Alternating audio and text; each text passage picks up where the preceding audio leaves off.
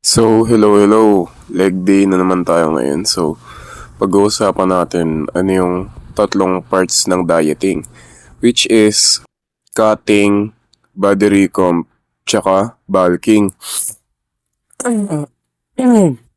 Pagpasensya nyo na yung ubo. So, yun nga. Especially sa Pilipinas, dalawa lang ang pinagpipilian nila. Kung hindi cutting o kaya bulking. Kaya karamihan sa kanila minsan umaayaw na sa diet or minsan sa pagbubuhat. Tsaka una pa pala, kapag magte-training kayo, huwag kayong mag-overcommit sa isang bagay. Nasisimulan nyo pa lang kasi mabuburnout at mabuburnout kayo. Hindi lang sa akin, actually kahit sa mga lifters na may mga experience na, nararamdaman nila yan. So balik tayo sa topic natin. Ano nga ba yung cutting? Yung cutting is, bababa mo yung maintenance calories mo ng 500 para magkaroon ka ng deficit na malaki. So which is, magbubuhat ka pa rin nun in the long term. Yun. Pero meron pang isang term dun, which is yung aggressive cut. Pag nag-aggressive cut ka naman, sobrang baba ng calories mo. Katulad ng mga 1,500 to 1,300 calories. Kapag binaba mo ng sobra dun yung diet mo, kailangan kontrolin mo yung volume ng pagkain mo at saka maging matalino sa makakainin mo. Kasi kapag kumain ka ng donut, ganyan, ang mga donut sa atin, sa Pilipinas, 800 to 500 calories na eh. Which is, big no talaga pag nagda-diet. So, yun. Balik tayo sa topic natin na cutting. So, mas maganda kasi long term is yung mga 2,000 na calories or mga 1,800 to 1,900. Ano siya, pwede siyang i-long term, which is hindi ka hindi ka mabilisan mawawala ng muscle. Talagang total fat loss lang. Kung yan yung gusto mong i-achieve.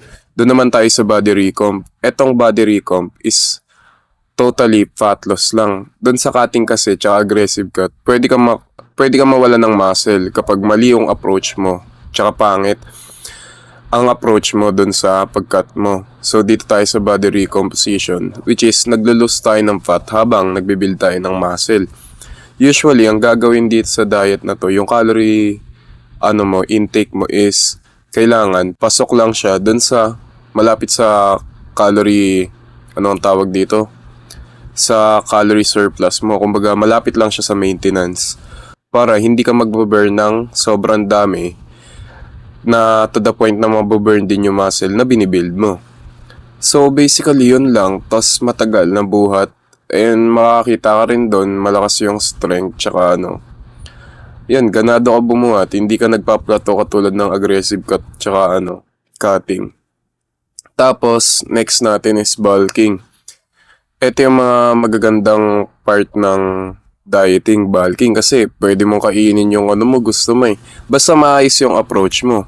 Kasi once na nag-bulking ka, or sabi na nating dirty bulk, magigain ka ng sobrang daming fat. Pero muscle, wala. Ayun yung sabihin na natin pagkakaalam ng Pilipino. Pag nag-bulking ka, pag may taba ka sa katawan, magigain ka ng muscle, which is mali. Dapat kapag magbabalking ka, ipaprioritize mo pa rin yung protein para nagkakaroon ka ng lean mass. Ayun yung lagi ko nakikita especially sa Facebook, na nagbalking ako tapos taba lang nakuha ko kasi hindi nila pinaprioritize yung protein. So lagi nyong iaano yung protein kahit sabihin nyo mag-cheat day kayo. So yung cheat day na yun, yung topic na yun, baka next na lang natin, next video. So yeah, yun kasi, yun sa dieting sa bulking.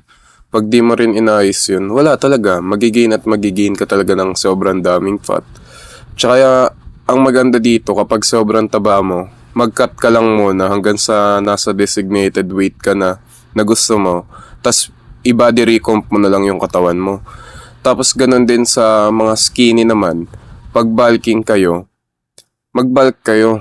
Basta clean bulk, kasi pangit kapag dirty bulk, dun napupunta yung katawan natin na maging skinny fat, which is ang iniiwasan natin. Ako ngayon, siguro mga nandun sa stage na skinny fat, pero Na-maintenance calories ako ngayon para maglulus ako ng fat habang nagbibuild ako ng muscle. So, yun lang yung advice ko sa inyo, no? So, hindi ko alam kung anong next na gagawin natin or paano yung approach. Pero yun, kapag may katanungan kayo sa comments, o kaya sa akin, which is, yeah, kaya naman natin sagutin yan. Ang problema lang talaga pag nagre-record ako, yun sa gym kasi namin, ang lakas ng tugtog. So, hindi ako makapag-commentate habang nagbubuhat kasi ang lakas nga ng tugtog. Tas minsan yung iba, yung kanta dyan, ang sakit pa sa puso, di ba? Gusto ko lang naman magbuhat, man. Bakit mo kailangan saktan? So, yun. Ayun lang muna yung mabibigay natin. So, yeah, peace out. So, ulitin. Bye-bye.